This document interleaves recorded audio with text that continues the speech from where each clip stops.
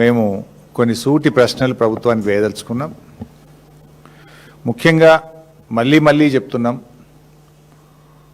Musi పునర్జీవానికి BRS party వ్యతిరేకం కాదు. మేము కేవలం మూసీ ముసుగులో బ్యూటిఫికేషన్ పేరు మీద రేవంత్ రెడ్డి చేస్తున్న లూటిఫికేషన్కు మాత్రమే వ్యతిరేకము. మూసీ పేరిట లక్షలాది మంది ప్రజల రోడ్డు మీద వేయడానికి మేము వ్యతిరేకము. వేలాది ఇండ్లు కూలగొట్టి లక్షలాది మంది ప్రజల్ని నిరాశ్రయులు చేయడానికి బీఆర్ఎస్ పార్టీ వ్యతిరేకము. బీఆర్ఎస్ పార్టీయే, మా ప్రభుత్వం, మా నాయకుడు కేసీఆర్ గారు, కేటీఆర్ గారు ఆ రోజు మూసీ బ్యూటిఫికేషన్కు మేము శ్రీకారం చుట్టాం. ఒక్క ఇల్లు కూల్చకుండా, మూసీలోకి మురికి నీరు రాకుండా మేము ప్రణాళికలు రచించాం. దాదాపు 4,000 కోట్లు ఖర్చు పెట్టి 32 ఎస్టీపీలు కట్టింది బీఆర్ఎస్. కాళేశ్వరం ప్రాజెక్టు ద్వారా గోదావరి నీళ్లను తెచ్చి మూసీలో వేసి ఆ మూసీని శుద్ధి చేయాలని ప్రణాళికలు రచించింది బీఆర్ఎస్. సో మీరు దాన్ని కొనసాగించండి. కానీ ఈరోజు రేవంత్ రెడ్డి గారి ప్రభుత్వం మూసీ ముసుగులో రియల్ ఎస్టేట్ వ్యాపారం చేయడాన్ని, మూసీ ముసుగులో పేదల ఇండ్లు కూల్చడాన్ని, మూసీ ముసుగులో లూటిఫికేషన్ను మాత్రమే బీఆర్ఎస్ వ్యతిరేకిస్తుంది.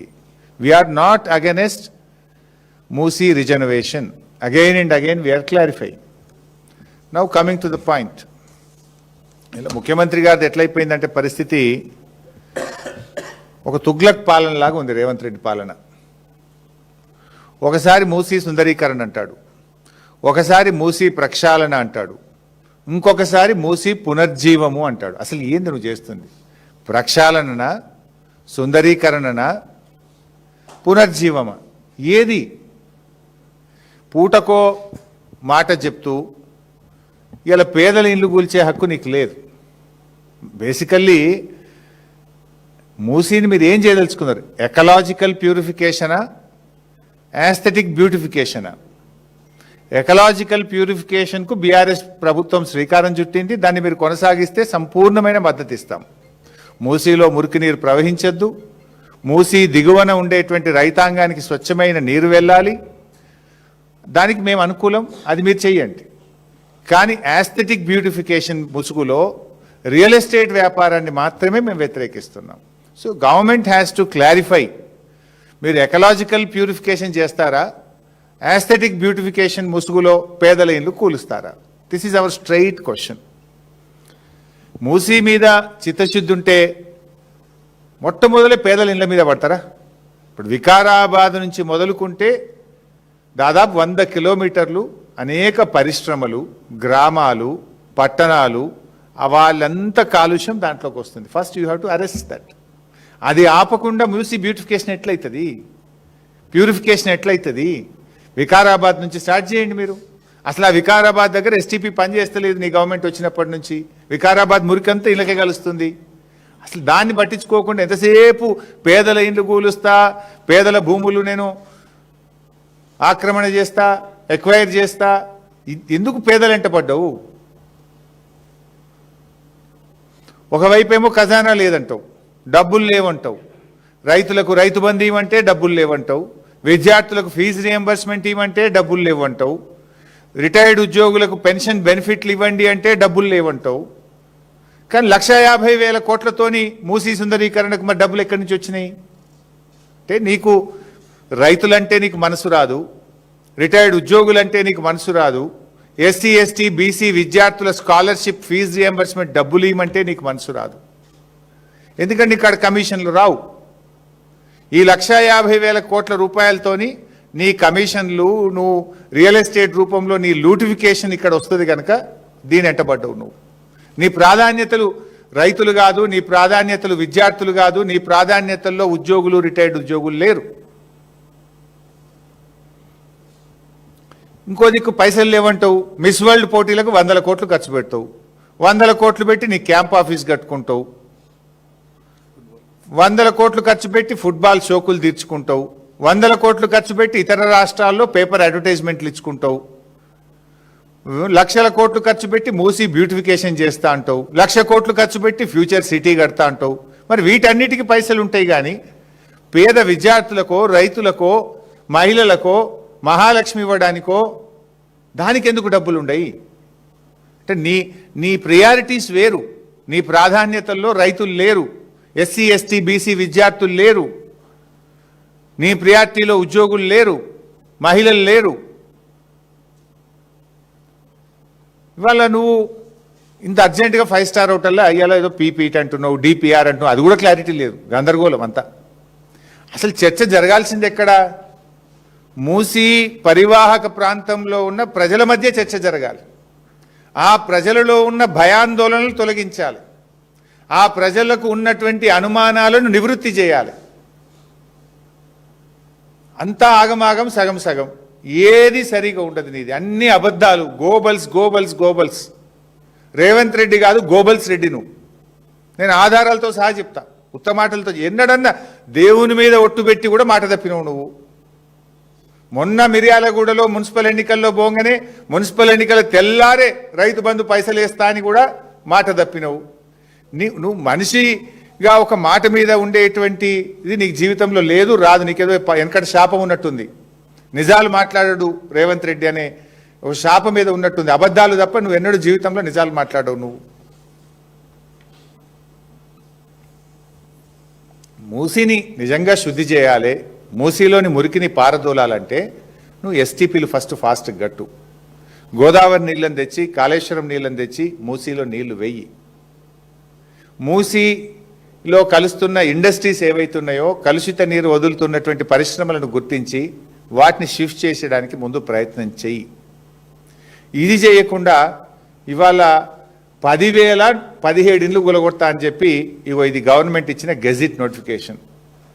మూసీ పేరిట రేవంత్ రెడ్డి ప్రభుత్వం ఇచ్చిన గెజిట్ ఇది. 10,017 ఇండ్లు కూలగొడతాము, 3,279 ఎకరాల భూమిని సేకరిస్తాము అని ఇది రేవంత్ రెడ్డి ప్రభుత్వం ఇచ్చినటువంటి గెజిట్. 10,017 ఇండ్లు కూలగొట్టారట. 10,017 ఇండ్లు అంటే ఎన్ని లక్షల జీవితాలు కదా. ఒక్కొక్క ఇంట్లో 5-10 మంది ఉంటారు. ఒక్కొక్క ఇల్లు 3 అంతస్తులు ఉంటుంది. ఫస్ట్ ఫ్లోర్లు ఉంటారు, సెకండ్ ఫ్లోర్లు ఉంటారు, థర్డ్ ఫ్లోర్లు ఉంటారు. 1,00,000 జీవితాల్ని కూలుస్తా అంటున్నావు నువ్వు. ఇప్పటికే హైడ్రా పేరు మీద 1,00,000 జీవితాలు కూల్చినావు. ఇప్పుడు మూసీ పేరు మీద ఇంకో 1,00,000 జీవితాలు కూల్చడానికి నువ్వు తయారైనవు. It is the government gazette, నేను చెప్తలేను. 10,017 ఇండ్లు. గాంధీ విగ్రహం పెట్టడానికి 10,017 ఇండ్లు కూల్చడం అవసరమా? మూసీ నదిని శుద్ధి చేయడానికి ఈ 10,017 ఇండ్లు కూల్చడం అవసరమా? మూసీ శుద్ధి చేయడానికి ఈ 3,279 ఎకరాల భూసేకరణ అవసరమా? అసలు ఏంది, నువ్వు మూసీ శుద్ధి చేస్తావా, రియల్ ఎస్టేట్ వ్యాపారం చేస్తావా? మూసీ శుద్ధి చేయడానికి 3,279 ఎకరాలు ఎందుకు మేము అడుగుతా ఉన్నాం. అంటే నీకు ఒక విజన్ లేదు, నీకు ఒక ప్రణాళిక లేదు, నీదంతా రియల్ ఎస్టేట్ వ్యాపారం. రియల్ ఎస్టేట్ దందా కోసమే పాపం పేద మధ్యతరగతి ప్రజల ఇండ్ల మీద పడ్డావు నువ్వు. నీదంతా కూడా దోపిడి వ్యవహారం. ఇవాళ నీ గెజిటే చెప్తుంది కదా. ఇవాళ మనం రోజు ఈ గత 1 నెల రోజుల నుంచి టీవీ చూస్తూ ఉంటే అక్కడ గల్ఫ్లో యుద్ధం జరుగుతూ ఉంది. ఇరాన్ గల్ఫ్ యుద్ధంలో అక్కడ రాకెట్లు పడతా ఉంటే, ఇండ్లు కూలిపోతూ ఉంటే మనకు బాధ అవుతూ ఉంది. ఆ యుద్ధంలో అక్కడ బాంబులతోని ఇండ్లు కూలిపోతూ ఉంటే ఇక్కడ రేవంత్ రెడ్డి ఏమో బుల్డోజర్లు పెట్టి ఇల్లు కూలుస్తూ ఉన్నాడు. హైడ్రా పేరిట, మూసీ పేరిట. ఏ యుద్ధం లేదు కానీ రేవంత్ రెడ్డి బుల్డోజర్లు ఇక్కడ పేదల ఇల్లు కూలుస్తూ ఉన్నాయి. పేదల మీద రేవంత్ రెడ్డి బుల్డోజర్లతో యుద్ధం చేస్తూ ఉన్నాడు. ఇది 10,017 ఇండ్లు కూల్చుడేంది? మూసీ నదిని శుభ్రం చేయడానికి 10,017 ఇండ్లు కూల్చాల్సిన అవసరం ఏంది అని సూటిగా అడుగుతా ఉన్నాం.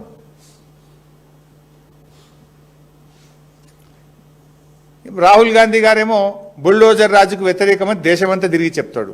మరి రేవంత్ రెడ్డి కూల్చే ఈ బుల్డోజ్ రాజ్యం రాహుల్ గాంధీ కనబడతలేదా? రాహుల్ గాంధీ నువ్వు దేశానికి ఏం చెప్తావు? నీ మాటలు ఒకటి ఉన్నాయి. ఏ రాష్ట్రంలో అయితే నీ కాంగ్రెస్ పార్టీ అధికారంలో ఉందో దాంట్లో పూర్తిగా నీ ముఖ్యమంత్రి నీ మాటలకు భిన్నంగా ప్రవర్తిస్తున్నాడు. ఉత్తరప్రదేశ్లో జరిగే బుల్డోజ్ రాజుకు, తెలంగాణలో జరిగే బుల్డోజ్ రాజుకు తేడా ఏమున్నది? ఆడగదే ఇండ్లు గులగొట్టుడు, ఈడగదే ఇండ్లు గులగొట్టుడు కదా. మరి నువ్వు ఆడ పోరాటం చేసినావు, ఇక్కడ నీ ముఖ్యమంత్రికి ఎందుకు మొట్టికాయలు వేస్తలేవు?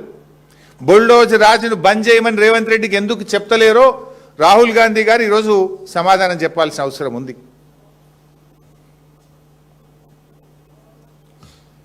ఇవాళ ఇంకా చాలా విషయాలు కూడా ఉన్నాయి.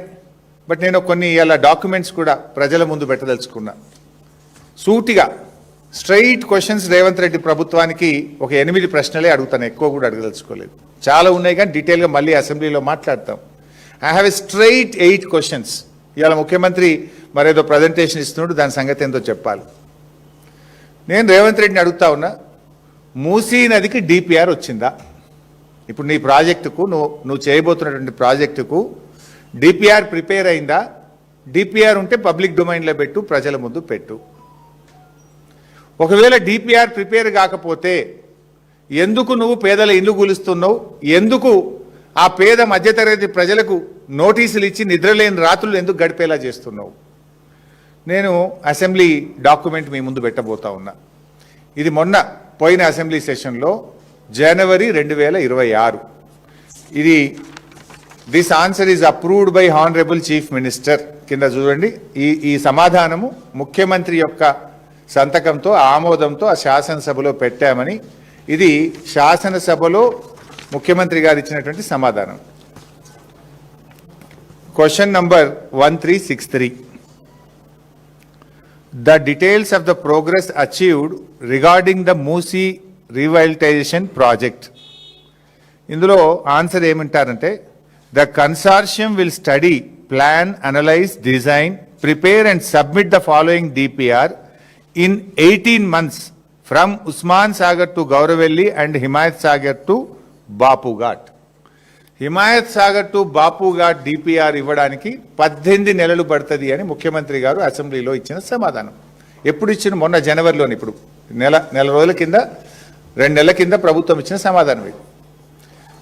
బాపు ఘాట్ నుంచి హిమాయత్ సాగర్ వరకు డిపిఆర్ ఇవ్వడానికి 18 నెలలు పడుతుంది, మేము ఒక కన్సార్షన్కి ఇచ్చినాము అని ప్రభుత్వం సమాధానం చెప్పింది. అంటే నీ డిపిఆర్ రావడానికే ఇంకా 18 నెలలు పడుతుంది. డిపిఆర్ఏ రాకుండా పేదలకు ఎట్లా నోటీసులు ఇచ్చినావు?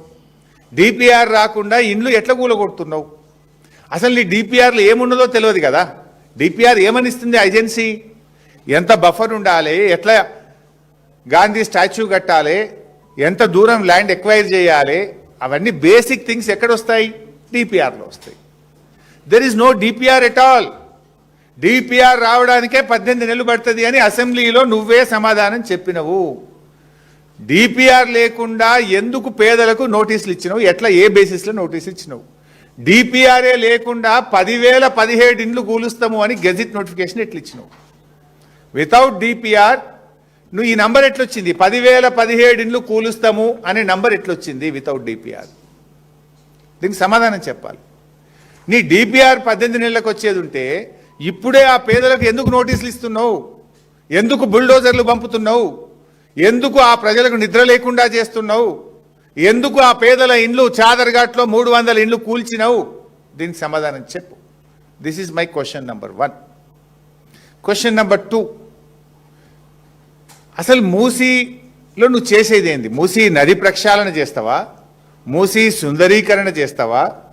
మూసీ పునర్జీవన్ చేస్తావా? What is that you are going to do? Please clarify. Is it ecological purification or aesthetic beautification? ఏం చేస్తారు మూసీలో మీరు? ప్యూరిఫికేషనా, బ్యూటిఫికేషనా? ప్రజలకు చెప్పు. ప్యూరిఫికేషన్కు మేము సహకరిస్తాం. We're with you, we will support the government. If it is beautification, if it is lootification, if it is demolishing the houses, we will not support. We will not support. You please clarify. ఏం చేస్తావు అసలు మూసీలా? పునర్జీవమా, శుద్ధి చేయడమా, సుందరీకరణ? ప్రజలకు స్పష్టత ఇవ్వాలని చెప్పి నేను ప్రభుత్వాన్ని కోరుతా ఉన్నాను. Number 3, my question number 3. Chandrababu Naidu టైంలో స్టార్ట్ అయింది నందనవనం పేరిట ఈ మూసీ, అప్పుడు స్టార్ట్ అయింది. సరే, అందరు ముఖ్యమంత్రులు వారి వారి ప్రయత్నాలు చేశారు. అసలు బఫర్ ఎంత? ఒక ప్రభుత్వం బఫర్ 9 మీటర్లని ఇచ్చింది, ఒకరు 30 మీటర్లని ఇచ్చారు, ఒకసారి 50 మీటర్లని ఇచ్చారు. ఇప్పుడు రేవంత్ రెడ్డి బఫర్ 100 మీటర్లు అంటుండు. అంటే ఈ బఫర్ 100 మీటర్లు పెట్టడానికి is there any scientific study? బఫర్ను ఎలా నిర్ణయించారు 100 మీటర్లని? దీనికి ఏమైనా సైంటిఫిక్ స్టడీ ఉందా? ఉంటే ఆ స్టడీ బయట పెట్టండి, వివరాలు బయట పెట్టండి. How do you decide 100 meters? ఇంకొక ఇష్యూ కూడా ఉంది మూసీలో, మనం చూస్తాం అప్పుడప్పుడు వెళ్ళినప్పుడు. మూసీ ఒక దగ్గర 200-300 మీటర్లే ఉంటుంది, ఒక దగ్గర కిలోమీటర్ ఉంటుంది. నువ్వు ఎక్కడి నుంచి 100 మీటర్లు అంటున్నావు? 300 మీటర్లు ఉన్న కాడ నది మధ్య నుంచి 100 మీటర్లు అంటావు. మూసీ ఎరోడై అంటే ఏమైందంటే నది ప్రవహించి కొన్ని చోట్ల ఆ పక్కనుండే సాయిల్స్ ఎరోడైపోయి అది కిలోమీటర్ అయింది. మరి కిలోమీటర్ ఉన్న దగ్గర కూడా బండు నుంచి 100 మీటర్లు అంటవా? 300 మీటర్లు ఉన్న దగ్గర కూడా బండు నుంచి 100 మీటర్లు అంటవా? అసలు ఆ 100 మీటర్లు ఎట్లా డిసైడ్ చేస్తావు? ఎక్కడి నుంచి డిసైడ్ చేస్తావు? ఫస్ట్ ఆఫ్ ఆల్ అసలు 9 మీటర్ల నుంచి 100 మీటర్లకు పెంచడానికి what is the scientific study? Analysis ఏందో చెప్పు, బేసిస్ ఏందో చెప్పు. అండ్ అది ఎలా కొలుస్తావు? మూసీ ఒక దగ్గర 300 ఉంది, ఒక దగ్గర కిలోమీటర్ ఉంది. How do you take that 100 meters? 300 అనే బేసిస్ తీసుకొని పోతే చాలా చోట్ల ఇండ్లు బచాయించిపోతాయి. మరి ఒక చోట కిలోమీటర్ ఉంది, కిలోమీటర్ ఉన్న దగ్గర కూడా ఆ బార్డర్ నుంచి 100 మీటర్లు డిసైడ్ చేస్తావా? How do you decide? Please clarify. This is number 3. Number 4,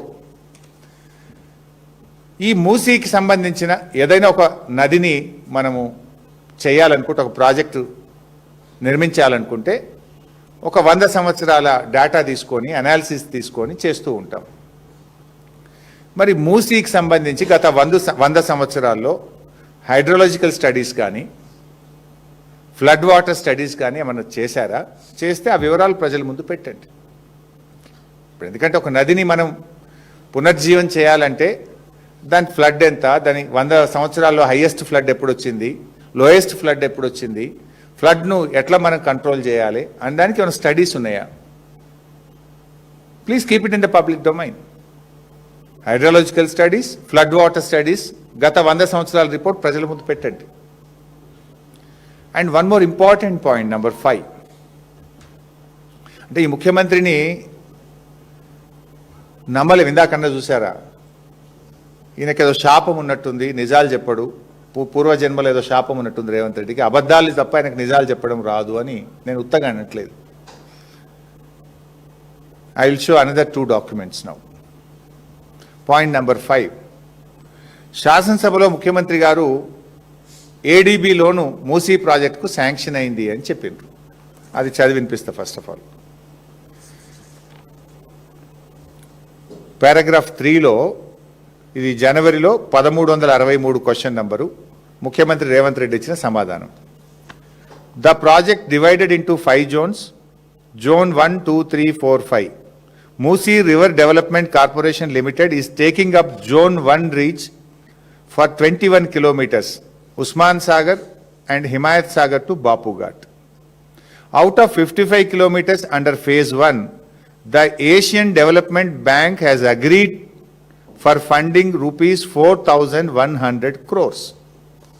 Asian development bank 4,100 కోట్ల రూపాయలు ఇవ్వడానికి ఒప్పుకున్నది అని స్వయంగా ముఖ్యమంత్రి గారు ఇది శాసనసభలో చెప్పినటువంటి సమాధానం. ఇగో ఇది ఏడీబీ లెటర్లు.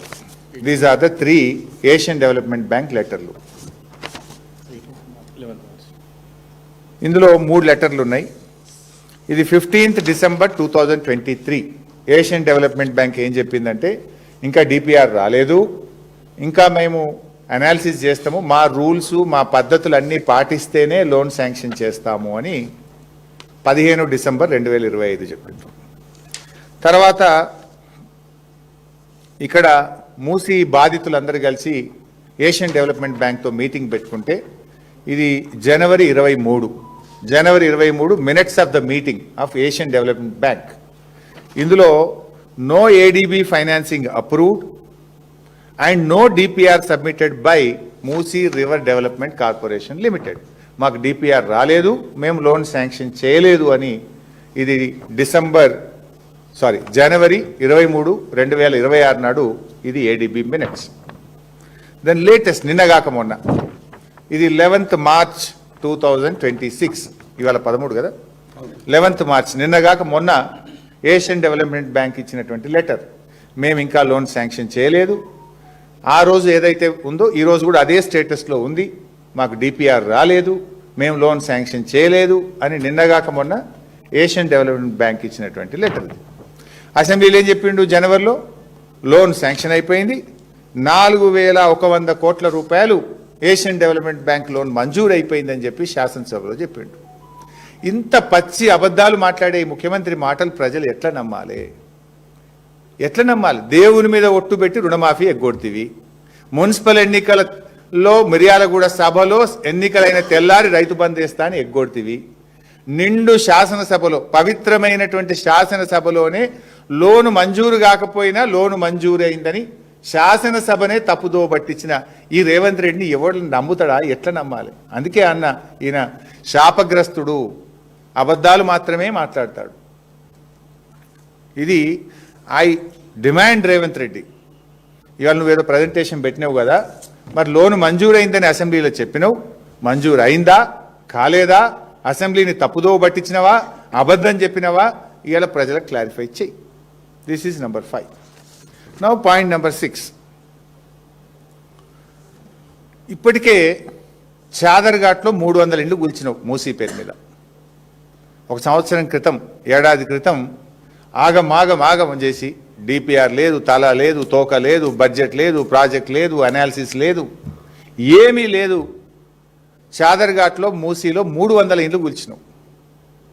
మీరేం చెప్తారు? 2013 యాక్ట్కు మేమే ఛాంపియన్లము, 2013 యాక్ట్ను మా కాంగ్రెస్ పార్టీ తెచ్చింది, పేదలకు న్యాయం చేస్తుంది అని మాట్లాడినావు. ఇప్పుడు మొన్న మహిళా దినోత్సవం రోజు రేవంత్ రెడ్డి మళ్ళొక మాట మాట్లాడినావు. ఏమన్నాడు? అదేంది అపార్ట్మెంట్స్, మధురిడ్జ్ అపార్ట్మెంట్ వాళ్ళకు నేను 7 ఎకరాలకు 7 ఎకరాలు ఇస్తా, ఇంతకంటే మంచి ఇల్లు కట్టిస్తా, వాళ్ళని దోలిస్తా అని స్పీచ్లో చెప్పినాడు. మరి ఇప్పటికే కూలగొట్టిన 300 మందికి ఏమి ఇచ్చినావో చెప్పు. ఆల్రెడీ చాదరగట్ల ఇదే మూసీ ప్రాజెక్టులో 300 ఇళ్ళు కూలగొట్టినావు కదా. ఆ కూలగొట్టిన 300 మందికి 300 ఇళ్లకు కేసీఆర్ గారు కట్టించిన డబుల్ బెడ్రూమ్లలో దోలినావు మామ అనిపించినావు. 2013 చట్టం ఏం చెప్తుంది? ఒక్కొక్కరికి ప్రతి మేజర్కు 18 ఏళ్ళు నిండిన ప్రతి ఒక్కరికి ఒక పక్కా ఇల్లు ఇవ్వాలి, ప్రతి ఒక్కరికి వేజ్ కంపెన్సేషన్ లాస్ కింద 7.5 లక్షల రూపాయలు ఇవ్వాలి, ట్రాన్స్పోర్ట్ ఛార్జెస్ ఇవ్వాలి. ఇట్లా రకరకాల మొత్తంగా ఒక కుటుంబానికి 18 ఏళ్ళు నిండిన ప్రతి ఒక్కరికి 15 లక్షలు వస్తాయి. House site, house and 15 lakhs రావాలి. మేము ఇచ్చినాం మల్లన్న సాగర్ ప్రాజెక్టులో. మరి నువ్వేమిచ్చినావు చెప్పు నాకు. నిన్ను ఎట్లా నమ్మాలి? కూలగొట్టిన 300 మందిని తీసుకుపోయినావు, రాత్రి బుల్డోజర్లు పెట్టి కూలగొట్టినావు, ఆయనతో బండ్లు ఎక్కించినావు, తీసుకుపోయి కేసీఆర్ గారు కట్టిన డబుల్ బెడ్రూమ్లలో తోలినావు. 2013 చట్టం ఏం చెప్పింది? విత్ సెలబుల్ రైట్స్, అమ్ముకునే శాశ్వత హక్కులతో కూడిన ఇంటి స్థలము, ఇల్లు నిర్మించి సకల వసతులతో ఇవ్వాలి. కరెంటు, మంచినీళ్లు, రోడ్డు, మోరీ, హాస్పిటల్, బడి, గుడి అన్ని పెట్టి ఇవ్వాలి. నువ్వేమైనా ఇచ్చినావు వాళ్ళకు? ముగ్గురిని, ఆ 300 మందిని 3 దిక్కులు కొట్టేసినావు. ఆడో 50 ఇండ్లు ఖాళీ ఉంటే 50 మందిని ఒకడ తోలినావు, ఒకడ 100 మందిని తోలినావు, ఒకడ 20 మందిని తోలినావు. వాళ్ళకి సొంత ఇంటి స్థలము లేదు, ఇల్లు గట్టి ఇవ్వలేదు, ఏది లేకుండా ఉపాధి లాస్ ఇవ్వలేదు, 1 రూపాయి సాయం చేయలేదు. 300 మంది బతుకులు ఆగం చేసి పారేసినావు, బెదిరించినావు, భయభ్రాంతులను పెట్టి, పోలీసుల్ని పెట్టి 300 కుటుంబాలను ఆగం చేసినావు ఇదే మూసీ ప్రాజెక్టులో. నువ్వు ఆ మొదలు ఏడాది కింద కూలగొట్టిన 300 మందికే నువ్వు ఈ రోజుకి ఏం చేయలేదు కదా. నువ్వు రేపు చేస్తావని ఎట్లా నమ్మాలి? నీ మాట మీద అసలు ఒక్కటన్నా నిజం మాట్లాడితే కదా. How should we believe you? నిన్ను ఏ రకంగా నమ్మాలి? అంటే రేవంత్ రెడ్డి పచ్చి అబద్ధాలు మాట్లాడతాడు. రేవంత్ రెడ్డి గారు పచ్చి అబద్ధాలు మాట్లాడతాడు. ఎందుకు ఈ మాట చెప్తున్నా అంటే, నువ్వు ఇప్పుడు మ్యాన్ రిడ్జా మధు రిడ్జ్ అపార్ట్మెంట్స్ వారికి నువ్వు ఇస్తా అన్నావు. మరి కూలగొట్టే 300 మందికి వేయలే కదా, నువ్వు రేపు వాళ్ళకి ఇస్తావని గ్యారంటీ ఏంది? ఈ 17 ఇండ్లను ఏం చేస్తావు కదా. నువ్వు ఎన్నడన్నా ఒక మాట మీద నిలబట్టే కదా నీ జీవితంలో. ముఖ్యమంత్రిగా 2 ఏళ్ళు 3 నెలలు పూర్తి చేసుకున్న నువ్వు ఏ రోజన్నా ఏ ఒక్క మాట మీద నిలబట్టే కదా నేను నమ్మేది. మాట తప్పని మనిషిగా కేసీఆర్ పేరు తెచ్చుకుంటే, మాట తప్పడమే నా నైజంగా రేవంత్ రెడ్డి పేరు తెచ్చుకున్నాడు. సో ఆ 300 మందికి నువ్వు ఏం చేసినావో చెప్పు. ఫస్ట్ ఆఫ్ ఆల్ ఆ 300 మందికి 2013 చట్టం అమలు చేసినవా? పాత ఇంటికి కంపెన్సేషన్ ఇచ్చినవా? కొత్త ఇల్లు సెలబుల్ రైట్స్తో అందించినవా? వేజ్ లాస్ కింద రావాల్సిన డబ్బు ఇచ్చినవా? 18 సంవత్సరాలు నిండిన ప్రతి ఒక్కరికి న్యాయం జరిగిందా? You answer the question. నువ్వు ఆ కూలగొట్టిన 300 మందికే ఇప్పుడు రోడ్డు మీద పడేసినావు. ఏడాదైనా అతి గతి లేదు, దిక్కు లేదు. రేపు కూలగొట్టే 10,000 ఇండ్లని ఏం చేస్తావో అని ఆ ప్రజలు భయపడడంలో, ఆందోళన చెందడంలో న్యాయమే కదా. నిన్ను ఎట్లా నమ్మాలి నీ మాటల్ని? You answer this today. ఇది పాయింట్ నెంబర్ 6. నా పాయింట్ నెంబర్ 7. ఇప్పుడు మధురిడ్జ్ అపార్ట్మెంట్ వాళ్లకు నువ్వు 7 ఎకరాలకు 7 ఎకరాలు ఇస్తా, ఇంతకంటే మంచి ఇల్లు కట్టిస్తా అని చెప్పినావు. మొన్న ఉమెన్స్ డే రోజు మాట్లాడినావు ఉపన్యాసంలో. అది అని నిజమెంత అనేది తర్వాత సంగతి. బట్ మై క్వశ్చన్ ఈజ్, ఇప్పుడు మధురిడ్జ్ ఒకటే కాదు కదా, నువ్వు ఇక్కడ 10,017 ఇండ్లు కూలుస్తా అని చెప్పి నువ్వే గెజిట్ ఇచ్చినావు. ఇట్లా 46 కాలనీలు ఉన్నాయి. ఆ మూసీ వెంట నువ్వు నోటీస్ ఇచ్చినవి, నువ్వు మార్కింగ్ ఇచ్చినవి 46 కాలనీలు ఉన్నాయి. మరి 46 కాలనీలకు కూడా అదే పద్ధతిలో స్థలం కేటాయిస్తావా? ఉన్న ఇల్లును ఉన్నది ఉన్నట్టుగా కట్టిస్తావా? కట్టిస్తే ఎక్కడ కట్టిస్తావు? ఈ మధ్య ఈయన కొత్తది నేర్చుకున్నాడు. ఎవడు పోయినా ఫ్యూచర్ సిటీ జాబ్ అంటుండు. మన జర్నలిస్టులు పోయినట్టు ఇళ్ల స్థలాలు ఇవ్వని ఫ్యూచర్ సిటీలు ఇస్తప్పండి. అదేదో కేసీఆర్ గారు మొత్తం ఫార్మా సిటీ కోసం 13,000 ఎకరాలు సేకరించి పెడితే ఎవడు పోయినా ఇక సినిమా వాళ్ళు పోతే ఫ్యూచర్ సిటీ పో, స్పోర్ట్స్ వాళ్ళు పోతే ఫ్యూచర్ సిటీ పో, ఎడ్యుకేషన్ ఏదో యూనివర్సిటీ పెడతామంటే ఫ్యూచర్ సిటీ జావ్, జర్నలిస్టులకు ఇళ్ల స్థలాలు ఫ్యూచర్ సిటీ జావ్. ఇప్పుడు వీళ్ళని కూడా ఫ్యూచర్ సిటీ జావ్ అంటావా? ఎమ్మెల్యేలు కూడా అని ఇస్తానట. మొన్న ఎవరు ఎమ్మెల్యేలు పోతే ఫ్యూచర్ సిటీలు ఇత్తపోండి అన్నట. అదేదో అప్పనంగా వచ్చినట్టు. మేము 5 ఏళ్ళు కష్టపడి ఫార్మా సిటీ వచ్చి ఓ 10 లక్షల మందికి ఉద్యోగాలు దొరకాలి, హైదరాబాద్లో కాలుష్యం తగ్గాలని ఎంతో విజన్తో కేసీఆర్ గారు ఆ రోజు ఆలోచన చేస్తే దాన్ని ఒక రియల్ ఎస్టేట్ అడ్డాగా మార్చి పడేసినావు. సో మై క్వశ్చన్ ఇక్కడ క్వశ్చన్ నెంబర్ 7, నువ్వు వీళ్ళకి ఎక్కడ ఒక మధురిడ్జ్కే ఇస్తావా? ఆ 46 కాలనీలకు ఇస్తావా? ఒక మధురిడ్జ్ అపార్ట్మెంట్కే ఇస్తావా? ఈ 10,017 ఇండ్లు ఏదైతే కూలుస్తా అని తెలంగాణ ప్రభుత్వం రేవంత్ రెడ్డి గెజిట్ ఇచ్చిండో ఆ 10,017 మందికి కూడా ఇళ్ల స్థలాలు ఇచ్చి అదే పద్ధతిలో ఇల్లు కట్టిస్తావా? కట్టిస్తే ఎక్కడ కట్టిస్తావో కూడా చెప్పాలి. ఎందుకంటే చాలామంది అక్కడ పేదవాళ్ళు ఉంటారు. 1 కిలోమీటర్ రేడియస్లో 2 కిలోమీటర్ల రేడియస్లో పనికి పోతుంటారు. నువ్వెక్కడో 30 కిలోమీటర్ల అవతల తీసుకుపోయి ఇల్లు కట్టిస్తా అంటే ఇక్కడ ఉండే వాల్యూ ఏంది, అక్కడ ఉండే వాల్యూ ఏంది? నెంబర్ 1. నెంబర్ 2, ఉపాధి లైవ్లీవుడ్ ఎఫెక్ట్ అయింది కదా. ఒక ఆయన ఆటో నడుపుతాడు, ఒక ఆయన స్కూల్లో చదువు చెప్పుకుంటాడు, ఒక ఆమె ఇంట్లో పోయి పని చేసుకుంటుంది, ఒకళ్ళు దుకాణంలో పని చేస్తారు, ఒకరికి బార్బర్ షాప్ ఉంటుంది, ఒకరికి ఇస్త్రీ దుకాణం ఉంటుంది. మరి వాళ్ళు నువ్వు ఎక్కడనో ఇస్తే వాళ్ళు ఎట్లా బతకాలి? మరి ఆ పక్కన ల్యాండ్స్ ఉన్నాయి, అవన్నీ అమ్ముకదొబ్బే ప్లాన్లు ఉన్నావు. ఇప్పుడు ఆల్రెడీ ఉస్మాన్ నగర్లో 100 ఎకరాలు యాక్షన్ పెట్టినావు. ఆ పక్కనే ఇప్పుడు మిగతా ల్యాండ్లన్నీ ఇప్పుడు యాక్షన్ పెట్టినావు. మరి వీళ్ళకు అక్కడ ఇస్తావా? ఎక్కడిస్తావు? ఒక మధు రిడ్జ్కే ఇస్తావా? 46 కాలనీలకు ఇస్తావా? ఈ 10,017 మందికి కూడా ఇస్తావా? ఇస్తే ఎక్కడిస్తావు? మొత్తం కట్టించిన తర్వాతనే వీళ్ళని షిఫ్ట్ చేస్తావా? అప్పటిదాకా వీళ్ళు ఇప్పుడే గూలగొడతావా? ఇల్లు కట్టి ఇళ్ళకి దోలినాక ఇది గూలగొడతావా? ముందే గూలగొడతావా? ముందే గూలగొడితే మరి వీళ్ళు ఎక్కడ ఉండాలి? ఆ కిరాయి ఎవరు కడతారు? వీటన్నిటికీ సమాధానాలు చెప్పాలి కదా. ఇది నేను అడుగుతలేను, ప్రజల్లో ఉన్న ఆందోళన. నిన్న ఉదయం నా దగ్గరికి ఒక 100 మంది వచ్చింది. దాదాపు 3 గంటలు నేను విన్నాను. ఆ వీడియో కూడా రిలీజ్ చేస్తా. 3 గంటలు ఆ 100 మంది మూసీ బాధితులు నా ఇంటికి వచ్చి దాదాపు గంటన్నర సేపు వాళ్ళ బాధంతా చెప్తే నేను పెన్ను పెట్టి రాసుకున్నా. ఇవి వాళ్ళ హృదయాల్లో నుంచి వచ్చిన మాటలు, వాళ్ళ ఆవేదనలో వచ్చినటువంటి మాటలు. వారి పక్షాన్ని నేను అడుగుతా ఉన్నా. This is not my voice, this is people's voice. Sir మరి ముందు గులగొడితే మేము ఎక్కడ ఉండాలి? కిరాయి ఇస్తాడా? ఏడ కిరాయికి ఉండాలి? కట్టించినాక గులగొడతాడా? మరి ఒక మధురిడ్జికే కడతాడా? మాకు కూడా కడతాడా? ఎవరికి కడతాడు? ఎట్లా కడతాడు? ఎక్కడ కడతాడు? ఎప్పుడు కడతాడు? డిపిఆర్ఏ రాలేదు, 18 నెలలకు డిపిఆర్ వస్తుంది. These are the questions from the Musi బాధితులు. దీనికి ఆన్సర్ చేయి. This is question number 7. Now the last question number 8. ఇప్పుడు మూసీలో ఇమ్లిబన్ బస్ స్టాండ్ మూసీలనే కట్టిండ్రు, మెట్రో రైల్వే స్టేషన్ మూసీలనే కట్టిండ్రు, ఎస్టీపీలు అనేక ఎస్టీపీలు మూసీ శుద్ధి చేసి స్వచ్ఛమైన నీళ్లు మూసీలో వదిలే ఎస్టీపీలు కూడా మూసీలోనే ఉన్నాయి. అనేక దేవాలయాలు ఉన్నాయి, చర్చిలు ఉన్నాయి, మసీదులు ఉన్నాయి, ప్రభుత్వ ఆస్తులు ఉన్నాయి. మరి అవన్నీ కూడా గులగొడతావా? క్లారిఫై చేయి ప్లీజ్, క్లారిఫై. ఏమేమి గులగొడతావు? Imlibun bus stand, metro railway station, ఎస్టీపీలు, దేవాలయాలు, చర్చిలు, మసీదులు ఇవన్నీ కూడా కూలగొడతావా? Please clarify. ఏంది నీ స్టాండ్ ఏందో క్లారిఫై చేయి. ఇవి 8 సూటి ప్రశ్నలు మేము ప్రభుత్వానికి చెప్తా ఉన్నాం. అంతేకాకుండా అసెంబ్లీని తప్పుదోవ పట్టించినందుకు లోన్ శాంక్షన్ కాకపోయినా లోన్ శాంక్షన్ అయిందని చెప్పడం, డిపిఆర్ ఇంకా 18 నెలలకు వస్తుంది. ఈ అసెంబ్లీని తప్పుదోవ పట్టిస్తూ అబద్ధాలు చెప్పినందుకు అసెంబ్లీలో ముఖ్యమంత్రి గారి మీద ప్రివిలేజ్ మోషన్ కూడా బుక్ చేస్తాం. ఇది కాకుండా ఈ మూసీ బాధితులు ఎవరైతే మూసీ జన్ ఆందోళన్ అనే ఆర్గనైజేషన్ నా దగ్గరికి వచ్చింది నిన్న ఉదయం. సరే ఇంటెలిజెన్స్ వాళ్ళు చెప్పినరో ఏమైందో పొద్దుగాల నా దగ్గరికి వచ్చిండ్రు. రాత్రి 9కి డిప్యూటీ సీఎం గారు వాళ్ళని పిలిచారు. పొద్దున నా దగ్గరికి వస్తే గంటన్నర సేపు విన్నా.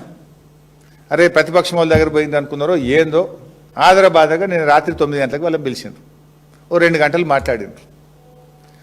సరే వాళ్ళని మీటింగ్కి రమ్మంటే మేము రాము, ఇవాళ మీటింగ్ మీరు క్యాన్సిల్ చేయండి, తప్పు మేము రాము మీటింగ్ అని.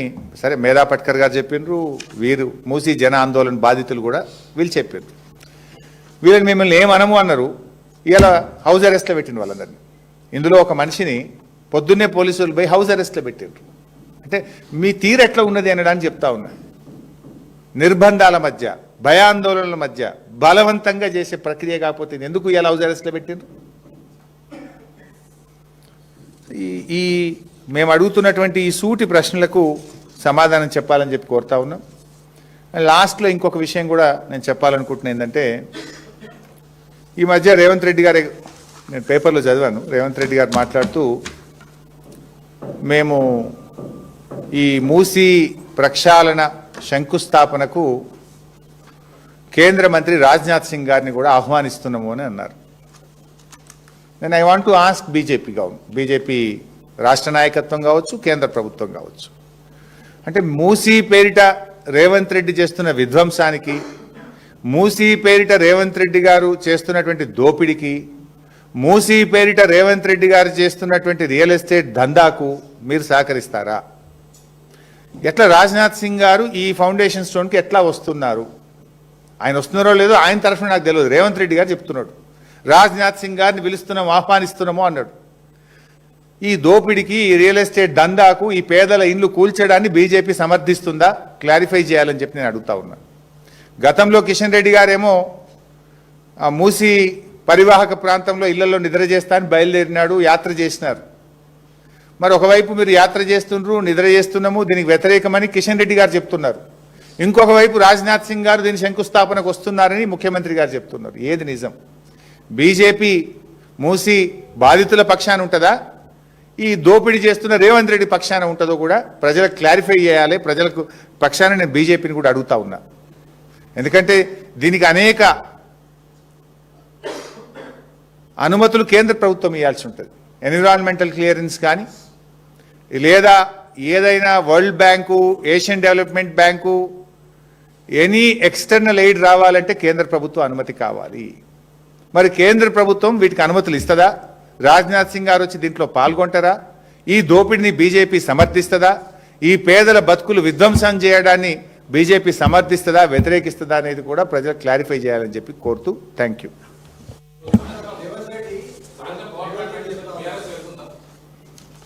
బీఆర్ఎస్ పక్షాన ఏం అడగాలో ఆ బాధితుల పక్షాన, బీఆర్ఎస్ పక్షాన మేము ఇప్పుడు అడిగాం. అసెంబ్లీలో మిగతా విషయాలు అడుగుతాం. మిత్రమా, ఇందాక నేను నా స్టార్టింగ్ లైన్ దయచేసి మీరు చూపించాలి, అదే సమస్య అవుతుంది. ఫస్ట్ నేనేం చెప్పినా, మేము మూసీ రిజర్వేషన్కు అనుకూలము, నది ప్రక్షాళనకు మేము అనుకూలము. ఇప్పుడు ఒకసారి మూసీ సుందరీకరణ అన్నావు, ఒకసారి మూసీ పునర్జీవము అన్నావు. ఇట్లా నువ్వు పూటకో మాట చెప్తున్నావు. మేమేమంటున్నాము, నది శుద్ధి చేయాలి, నదిలో స్వచ్ఛమైన జలాలు పారాలి, ఇది మా విధానము, మేము ఆ విధానానికి అనుకూలంగా మేము చర్యలు చేపట్టాం. దాన్ని నువ్వు కొనసాగించు. మూసీలో మురికి పారదోలడానికి మేము సిద్ధం. మూసీ శుద్ధి చేయడానికి 10,017 ఇళ్ళు కూల్చడానికి సంబంధం ఏంది? మూసీ శుద్ధి చేయడానికి 3,200 ఎకరాల సేకరణకు సంబంధం ఏంది అని అడుగుతున్నాం మేము. You clarify. We are for Musi శుద్ధి చేయడానికి, రీజనరేషన్కు మేము ఉన్నాం, వి సపోర్ట్. కానీ ఇండ్లు కూలిస్తే సపోర్ట్ చేయం. మూసీ ముసుగులో రియల్ ఎస్టేట్ వ్యాపారానికి సపోర్ట్ చేయం. ఆల్రెడీ మేము ఒక 5 కిలోమీటర్లు చేసినాం. మా కేటీఆర్ గారు, అప్పటి మూసీ రివర్ డెవలప్మెంట్ కార్పొరేషన్ చైర్మన్గా ఉన్న సుధీర్ రెడ్డి గారు ఒక ఇల్లు కూల్చకుండా 5 కిలోమీటర్లు మేము డెవలప్ చేసి చూపించాం. మొన్న కూడా మా వాళ్ళందరూ అక్కడికి వెళ్ళి ఆ ప్రోగ్రామ్ కూడా చేసి ఆ బ్యూటిఫికేషన్ కూడా చూపించారు. ఇప్పుడు కూడా చెయ్యి. అరే ఊకే ఇండ్లు కూల్చుడేంది విధ్వంసం. వాడ ఆ ఇరాన్ గల్ఫ్లో జరిగే యుద్ధం మీద ఇండ్లు కూల్చుడు ఎట్లుందో రేవంత్ రెడ్డిది గట్లే ఉంది. వాడు బాంబులతో కూలిస్తే వీడు బుల్డోజర్లతో కూలుస్తాడు, అంతే తేడా. Thank you.